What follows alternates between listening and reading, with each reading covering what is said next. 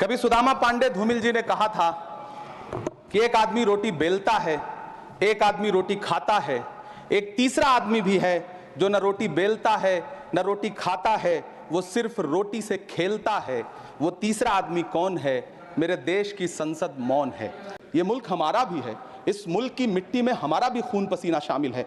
हमसे इतनी भी क्या नफरत? रिश्तों की ये नाजुक डोरें तोड़ी थोड़ी जाती हैं, अपनी आंखें दुखती हो तो फोड़ी थोड़ी जाती हैं। सभापति महोदय, वो भी क्या दिन थे जब संसद में देश का बजट पेश होता था तो देश की सड़कें ठहर जाया करती थीं। रेल बजट पेश होता था तो लोगों की उम्मीदें रेल के डिब्बों की तरह पटरियों पर दौड़ने लगती थीं। पूरा देश धड़कने रोक करके वित्त मंत्री और रेल मंत्री को सुना करता था। गई है तुष्टीकरण बनाम संतुष्टीकरण का बजट। सभापति महोदय, सुनने में कितना अलंकारिक लगता है ये शब्द।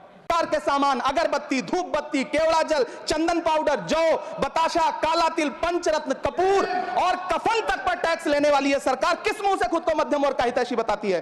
कौन सी संतुष्टि? किसकी संतुष्टि? कदम कदम पर टैक्स देकर लुटने वाली जनता की, या फिर जनता से टैक्स वसूल करके धन्ना सेठों का खजाना भरने वाली सरकार की?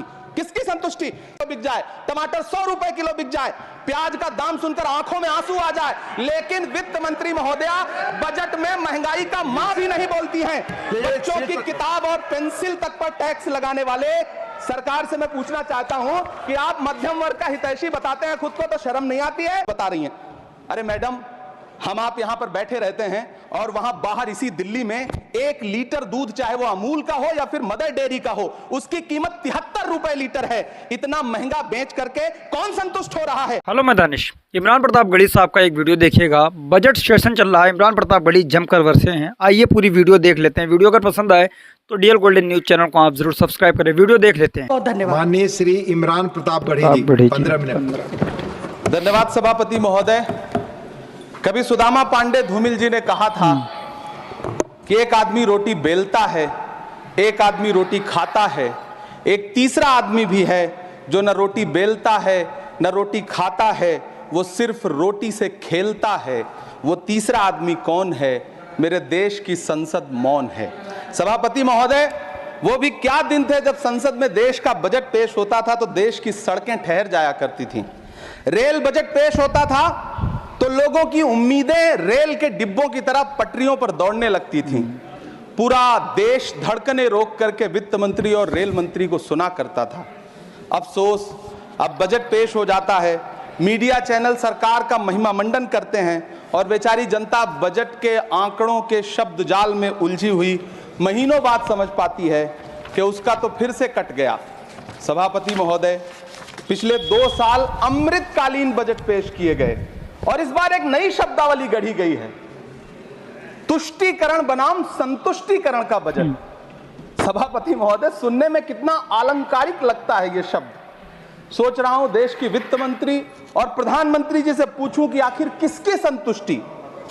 जिस बजट में मनरेगा के लिए 1 रुपए की बढ़ोतरी ना हो, वही पुराना 86,000 करोड़, जबकि पहले ही 9,754 करोड़ का घाटा हो, जिस मनरेगा से करोड़ों मजदूरों के घर में चूल्हा जलता हो, उस मनरेगा में काम करने वाले गरीब मजदूरों के लिए अगर आपके खजाने से 1 रुपया भी इजाफी नहीं निकल सका तो भला कौन संतुष्ट हुआ साहब? इस देश का गरीब मजदूर या आपके उद्योगपति दोस्त?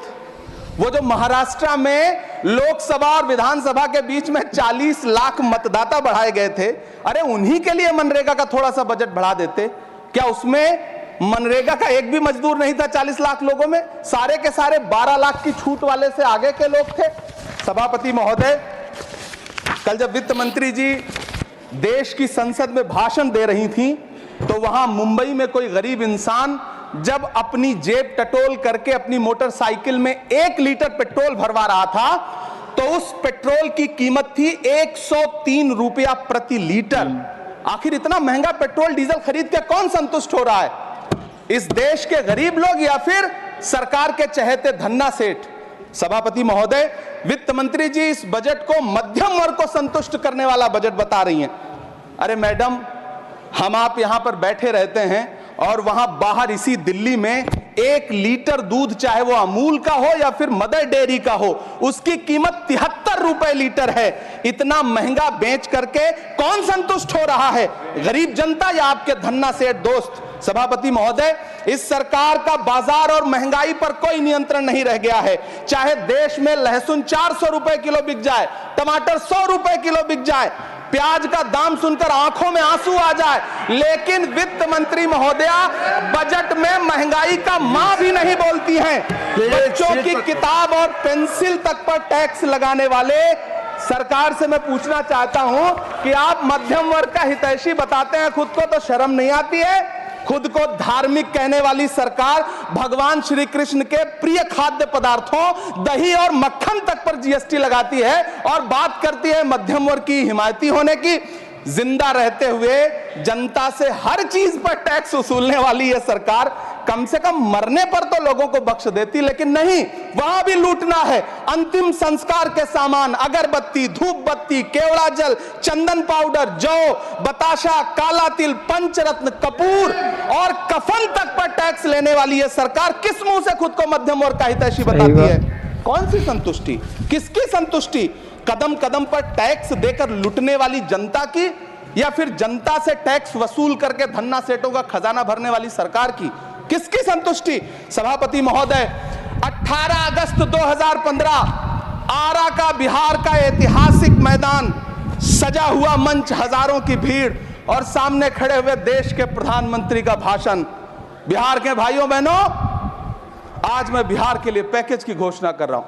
50,000 करोड़ कर दूं कि ज्यादा कर दूं? अखिलेश भाई, 60,000 करोड़ कर दूं कि ज्यादा कर दूं? 70,000 करोड़ कर दूं कि ज्यादा कर दूं? 80,000 करोड़ कर दूं कि ज्यादा कर दूं? चलो, मैं बिहार को 1.25 लाख करोड़ का पैकेज दे रहा हूं। 10 साल हो गए सभापति महोदय, वही ढाक के 3 पात। बिहार आज भी विकास की बाट जो हो रहा है, भाषण आज भी प्रधानमंत्री जी के यूट्यूब चैनल पर सुना जा सकता है।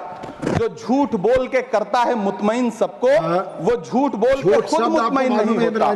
सभापति महोदय, ये तो राहुल जी का असर है। कौन सा शब्द सर, कौन सा शब्द? झूठ। ठीक है सर, मिथ्या बोल करके, जो मिथ्या बोल के करता है मुतमईन सबको, वो मिथ्या बोल के खुद मुतमईन नहीं होता। ये राहुल जी का असर है। जो मखाना बोर्ड की घोषणा हुई, अखिलेश जी आपको याद होगा, भारत जोड़ो न्याय यात्रा में 30 जनवरी 2024 को बिहार के रंगभूमि मैदान में राहुल गांधी जी का पूर्णिया में भाषण था और उसमें मखाना को लेकर उन्होंने आवाज उठाई थी। ये उनका असर है कि आपको मखाना बोर्ड बनाना पड़ा, वरना तो आप मैखाना बोर्ड बनाने वाले लोग हैं।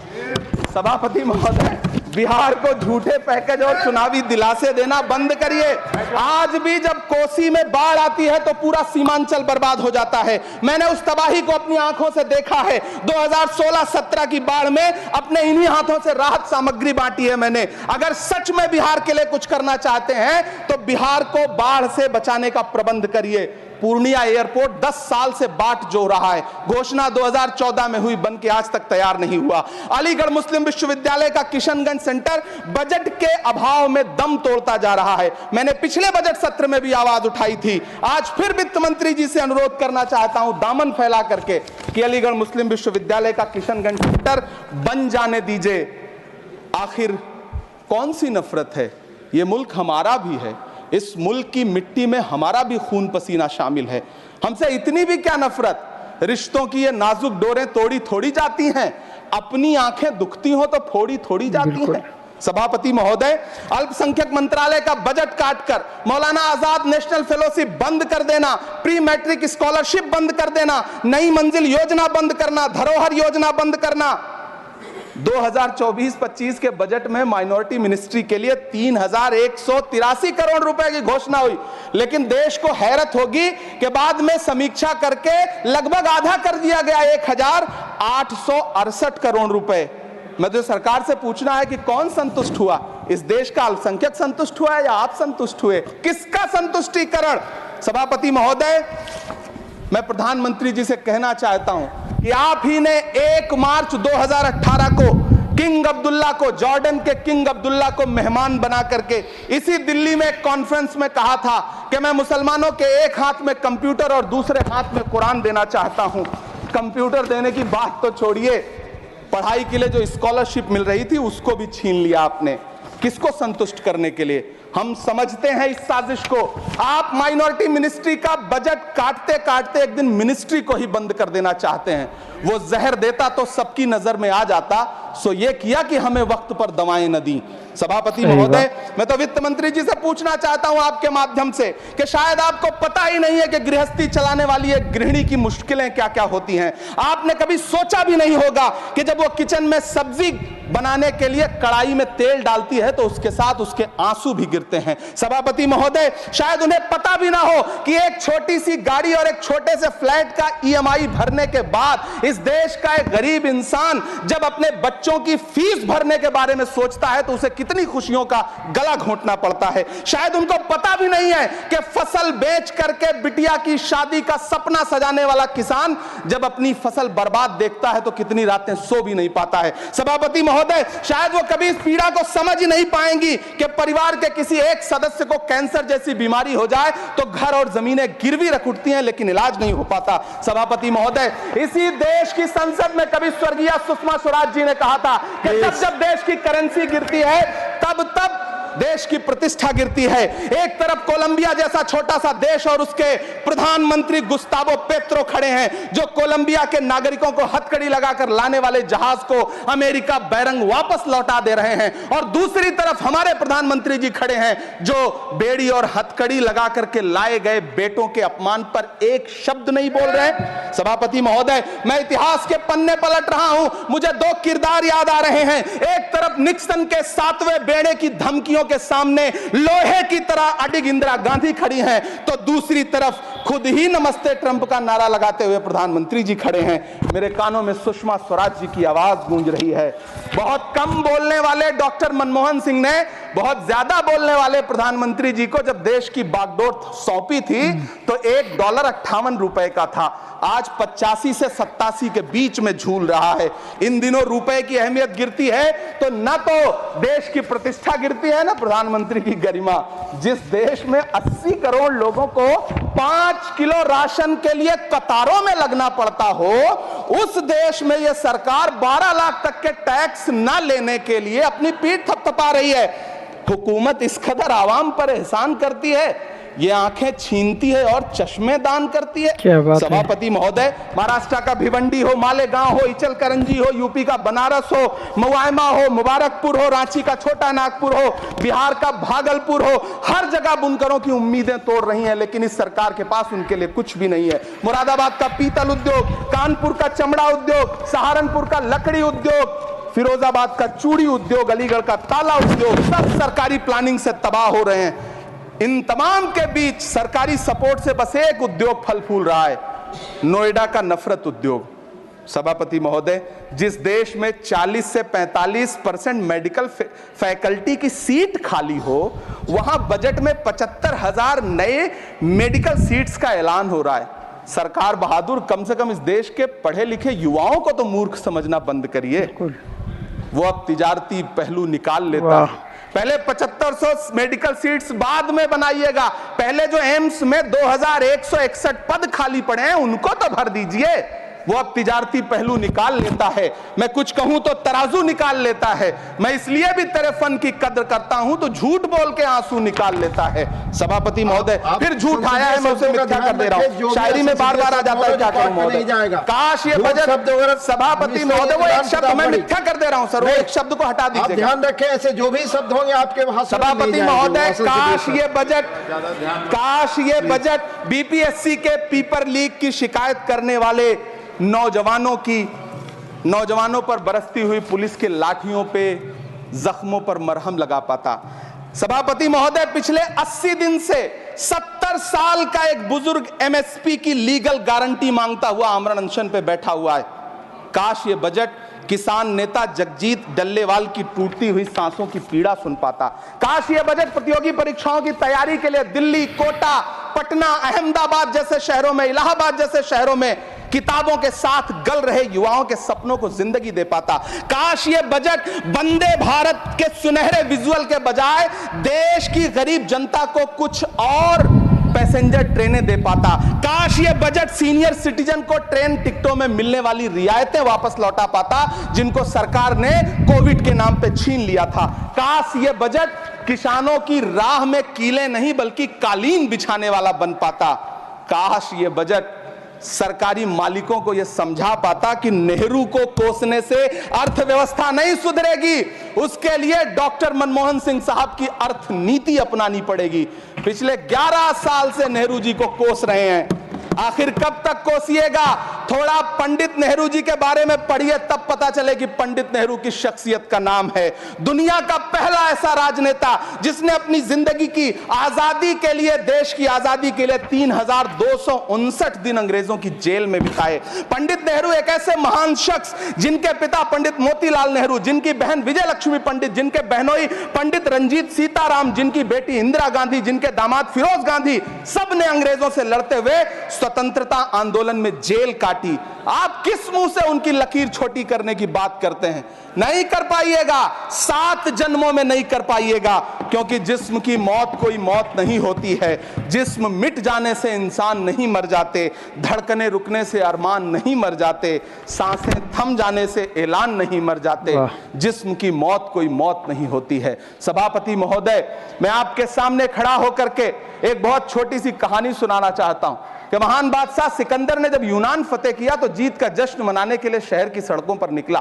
तो उसने देखा कि पूरा शहर तो जश्न मना रहा है, एक फकीर सड़क के किनारे चादर तान के सो रहा है। सिकंदर को गुस्सा आया, घोड़े से उतरा, उस फकीर के पास गया और उसे सोता देख करके उसे जोर की एक लात मारी और लात मार के कहा कि क्यों रे फकीर, मैंने यूनान फतेह कर लिया, लोग जश्न मना रहे हैं और तू सो रहा है। उस फकीर ने उन्नीदी आंखों से सिकंदर को देखा और देख करके कहा कि शहर जीतना बादशाहों का काम है, लेकिन लात मारना तो गधे का काम है। सभापति महोदय, गरीब जनता को लात मारना बंद करिए।